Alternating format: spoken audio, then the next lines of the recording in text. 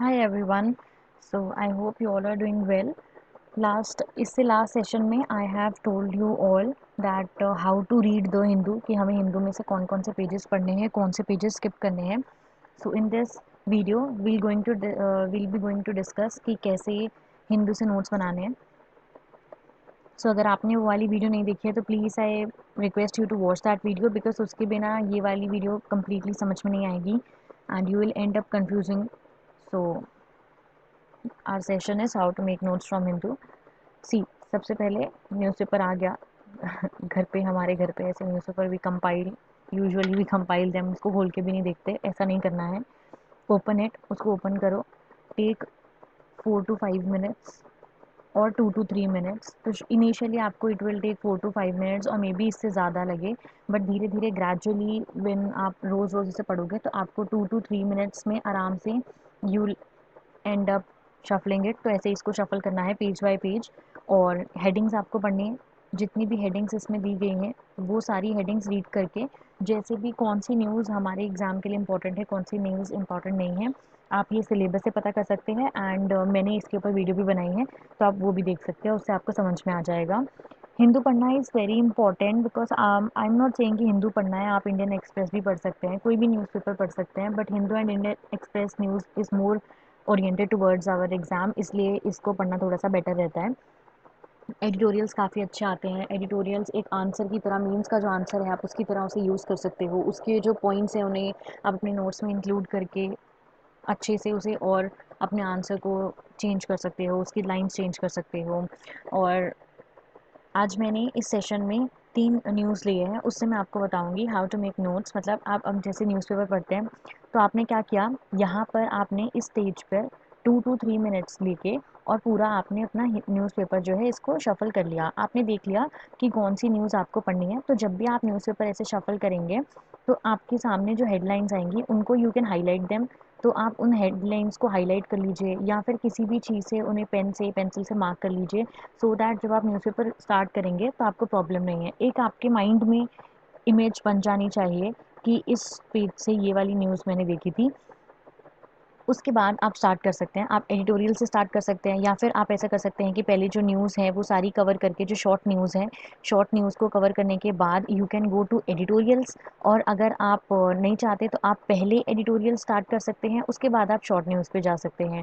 तो ये आपका अपना पॉइंट ऑफ व्यू है, आपके अपनी कंफर्ट लेवल है. तो जैसे भी आपको सही लग रहा है आप वैसे कर सकते हैं.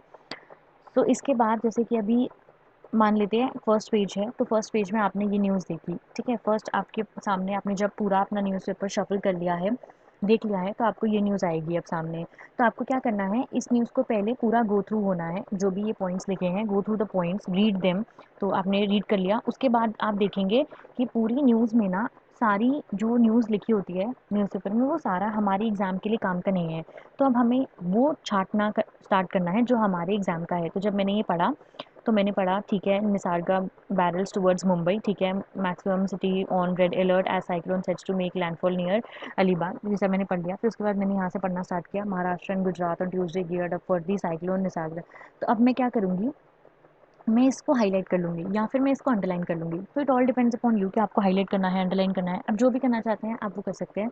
उसके बाद आप फटाफट इसे क्या करेंगे, बस पढ़ते रहेंगे, ठीक है. पढ़े मतलब हो सकता है कि इनिशियली जब आपने न्यूज़पेपर रीडिंग स्टार्ट करी है ना, तो it will take you time. तो आपको थोड़ा सा टाइम तो लगेगा ये देखने के लिए कि स्पीड कितनी है, कौन से वर्ड्स हैं, कौन से वर्ड का मीनिंग आपको नहीं पता.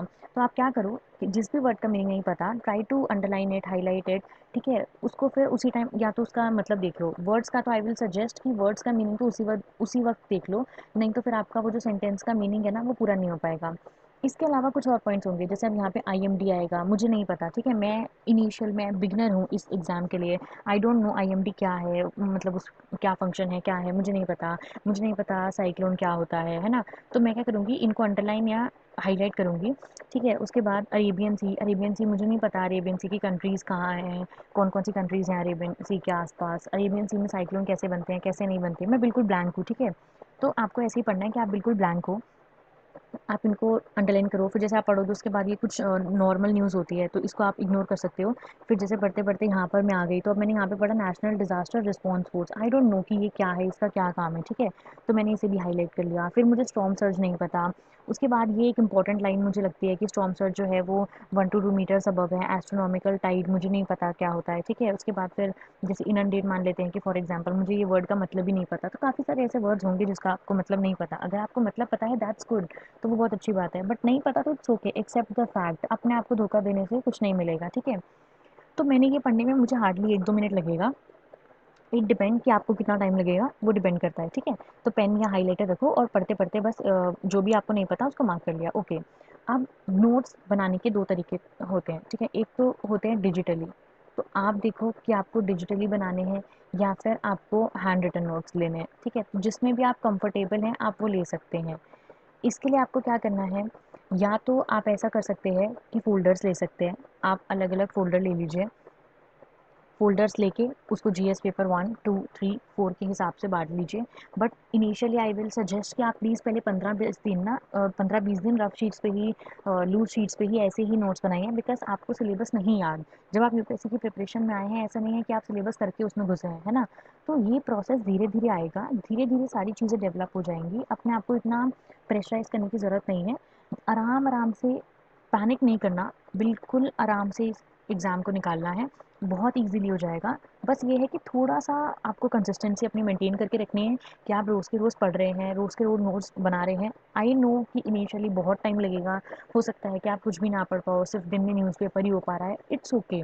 उसको टाइम दो, क्योंकि धीरे-धीरे जब आपकी हैबिट बन जाएगी, उसके बाद आप आराम से कर लोगे। तो अभी आप डिसाइड करो, अगर आप डिजिटली कंफर्टेबल हो, आप डिजिटली जा सकते हो। हैंड रिटन नोट्स जैसे कुछ लोगों को लिखने की आदत होती है, तो मेरे जैसे लोगों को ज़्यादातर तो लिखने की आदत है। बट धीरे-धीरे अगर आप चाहते हो कि आप डिजिटल बनाना चाहते हो, बना सकते हो, उसमें टाइम लगेगा, बट अगर आपको 2 साल बाद, 3 साल बाद एग्ज़ाम देना है, तो आप जाइए डिजिटल के लिए। क्योंकि देखो डिजिटल में एक फ़ायदा है कि आप बस एक वर्ड लिखोगे तो आपके पास सारी की सारी न्यूज़ आ जाएँगी उस वर्ड से रिलेटेड। और हैंड रिटन में ये होता है कि you have to find out, है ना? आपको ढूँढना पड़ता है कि आपके पुराने नोट्स कहाँ हैं, फिर आप उसके साथ उसको अरेंज करोगे। तो जो जिस भी चीज़ में आप कंफर्टेबल हो, आप वो कर सकते हो। दोनों आपके ऊपर है, दोनों करके देख लो। आई विल सजेस्ट कि आप दोनों में बहुत कन्फ्यूज़ हो तो इधर-उधर डिस्कस करने से अच्छा 5 दिन डिजिटल बना के देखो, 5 दिन हैंड रिटन बना के देख लो। उसमें आपको जो भी कंफर्टेबल लग रहा है, जिसमें आप सही हो पा रहे हो, उसको कंटिन्यू कर लेना। ठीक है? तो अब क्या करूँगी, मैं यहाँ पर मुझे हेडिंग-वेडिंग लिखने की ज़रूरत नहीं है, मैं डायरेक्ट लिखूँगी साइक्लोन, ठीक है? तो मैं लिख दूँगी यहाँ पर साइक्लोन निसार का, ठीक है? तो मैंने ये लिख दिया। उसके बाद मैं क्या करूँगी, मैं सबसे पहले देखूँगी कि साइक्लोन क्या है। अब साइक्लोन के लिए मैं सबसे पहले जाऊँगी गूगल पे, तो मैं गूगल सर्च करूँगी। गूगल सर्च करने के बाद मेरे को जो समझ में आएगा मैं वो देखूँगी। I will go for NCERTs, तो हो सकता है कि मेरे को एनसीईआरटी खोल के देखनी पड़े, तो मैं वो भी देखूँगी। जो भी जहाँ से भी मेरे को ये चीज़ मिलेगी साइक्लोन के बारे में, यूट्यूब पे वीडियोज़ अगर मुझे देखनी पड़ेगी, तो मैं वो देखूँगी। ठीक है? वो सब देखने के बाद मैं अपने नोट्स में इसको इंक्लूड कर लूँगी। ठीक है? कि साइक्लोन क्या है, कौन-सी कंडीशन है जिससे साइक्लोन आता है, तो वो मैंने लिख लिया। उसके बाद जब मैंने यहाँ पे आईएमडी मार्क किया था, तो मैं अब लिखूँगी आईएमडी। आईएमडी के लिए भी मैं सेम प्रोसीजर फ़ॉलो करूँगी, ये ऊपर वाला ही गूगल करूँगी, एनसीईआरटीज़ में अगर होगा, फॉर एग्ज़ाम्पल एनसीईआरटीज़ में अगर आईएमडी के बारे में कहीं है, तो इनिशियली तो मुझे नहीं पता होगा, तो इनिशियली आपके लिए ये एनसीईआरटी वाला ऑप्शन तो वैलिड नहीं है। इनिशियली तो आप गूगल और यूट्यूब से ही सर्च करोगे, बट धीरे-धीरे जब आप एनसीईआरटीज़ भी पढ़ना स्टार्ट कर दोगे अपने साथ-साथ में, तो you will get an idea कि कौन-सा टॉपिक कहाँ है, और ये वाला मैंने उस न्यूज़ में पढ़ा था, मैंने इस न्यूज़ में पढ़ा था, तो आपको आराम से समझ में आने लग जाएगा। बट हाँ, शुरू में तो आपको गूगल और यूट्यूब सर्च करके ही ये ढूँढना पड़ेगा, और उसमें कोई प्रॉब्लम नहीं है। तो मैं आईएमडी के बारे में ढूँढूँगी, फिर मैं ऐसा नहीं है कि मैं पूरा आईएमडी के ऊपर लिस्ट बना के, मतलब पूरा होता है ना कि पूरा इसके ऊपर रिसर्च करने लग गई, तो रिसर्च नहीं करनी। मेन पॉइंट्स जो हैं, आई नो शुरू में किसी को भी पता नहीं चलेगा कि मेन पॉइंट्स क्या हैं क्या नहीं, उसके लिए पीवाईक्यूज़ करना बहुत इंपॉर्टेंट है। तो आप अपने प्रीवियस ईयर क्वेश्चंस भी साथ-साथ करते रहना। आई एम डूइंग, मैंने एनवायरनमेंट से स्टार्ट किया है। If you want you can watch my course, link आपको डिस्क्रिप्शन बॉक्स में मिल जाएगा। ठीक है? इसके ऊपर आपको क्या लिखना है, 5 टू 10 कीवर्ड्स या फिर 2 टू 3 लाइन्स, ठीक है? ज़्यादा लिखने की ज़रूरत नहीं है, और इनिशियली अगर आप ज़्यादा लिख रहे हो, नो प्रॉब्लम, कोई भी प्रॉब्लम नहीं है। शुरू में किसी को कुछ नहीं पता होता, आराम-आराम से धीरे-धीरे पता चलता है। तो आप शुरू में जितना भी कर पा रहे हो, कर लो, कोई प्रॉब्लम नहीं है। ठीक है, फिर मैंने आईएमडी कर लिया, उसके बाद अब मुझे ये वर्ड दिखा था यहाँ पर एनडीआरएफ, तो मैं ऐसे ही एनडीआरएफ के बारे में सर्च करूँगी, उसके बारे में लिखूँगी। फिर मुझे स्टॉर्म सर्ज यहाँ पर दिखा था, मुझे नहीं पता, तो मैं उसके बारे में लिखूँगी। तो इस न्यूज़ से ना आपने ये वर्ड्स लिए हैं, ये आपके कीवर्ड्स हैं इस न्यूज़ में, जो आपके एग्ज़ाम पॉइंट ऑफ व्यू से इम्पोर्टेंट है। तो आपने ये वर्ड्स लिए हैं, उसके अलावा जैसे ये एक लाइन मेरे को इम्पोर्टेंट लग रही थी यहाँ पर और मुझे लग रहा था कि ये मैं लिख सकती हूँ, तो ये मैंने अपने डाटा के लिए यहाँ पर लिख लिया।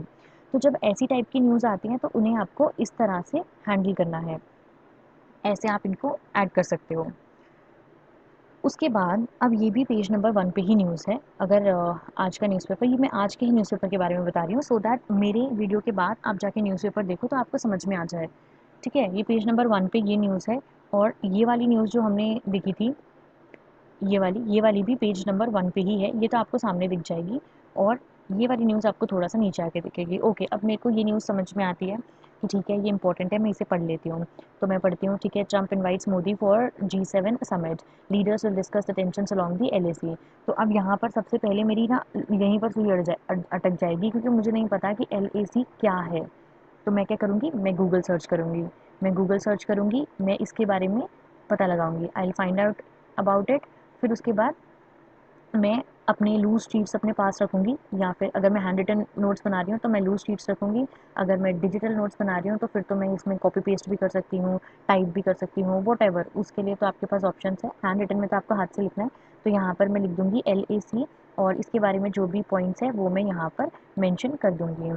ठीक है, उसके बाद अब मैं आती हूँ, तो मैंने न्यूज़पेपर यहाँ से पढ़ना स्टार्ट किया। US president Donald Trump on Tuesday invited prime minister Narendra Modi to next G7 summit. अब मैं यहाँ पर रुक जाऊँगी, मैं इसको हाईलाइट कर लूँगी, ठीक है। उसके बाद मैं आगे पढ़ूँगी या फिर इसे अंडरलाइन कर लूँगी, तो वॉटएवर, पेन से, हाइलाइटर से या फिर पेंसिल से, जो भी आपके पास है उसको रखिए। फिर मैं आगे पढ़ूँगी सारा, ठीक है। फिर उसके बाद मैंने दोबारा यहाँ पे LAC देखा, फिर दोबारा यहाँ पे मेरे को कोविड पेंडेमिक भी दिख गया। फिर उसके बाद मैं नीचे गई, फिर ग्रुप ऑफ 7 दिखा, फिर उसके बाद मैं सारा पढ़ती जाऊँगी। फिर India is a permanent member of the global high table at G7 and it's redesign shape as G11। तो मैं इसको अंडरलाइन कर लूँगी क्योंकि ये मेरे को इंपॉर्टेंट लग रहा है पूरे न्यूज़ में। उसके बाद मैं सारा पढ़ूँगी, फिर मेरे को यहाँ पर WHO दिखा है, एग्जीक्यूटिव बोर्ड दिखा है, मुझे नहीं पता क्योंकि मैं एक बिगिनर हूँ, मुझे कुछ भी नहीं पता, ठीक है। तो मैंने ये सब अंडरलाइन कर लिया। अब मैं अपनी शीट निकालती हूँ। अब मैं शीट में सबसे पहले G7 स्टार्ट करती हूँ, तो मैं G7 में लिखती हूँ। उसके बाद मैं गूगल पे जाके सर्च करती हूँ, तो मुझे कुछ कंट्रीज़, 7 कंट्रीज़ आ जाती हैं उसमें। तो मैं क्या करूँगी, एक फ्लो चार्ट बना सकती हूँ मैं, जैसे मैं ऐसे G7 करके तो 7 कंट्रीज़ का एरो लगा दूँगी, वो मेरे लिए थोड़ा ईज़ी रहेगा, क्योंकि फिर जब मैं रिवाइज़ करूँगी तो मैं उसको देख कर ही रिवाइज़ कर सकती हूँ, ठीक है। तो ऐसे फ्लो चार्ट में मैं G7 बना दूँगी। उसके बाद मैं क्या करूँगी, ये तो होगी कंट्रीज़। अब मेरे को इसमें क्या इम्पोर्टेंट है, मुझे इम्पोर्टेंट है कि G7 का सिग्निफिकेंस क्या है, ठीक है, सिग्निफिकेंस इनका क्या है।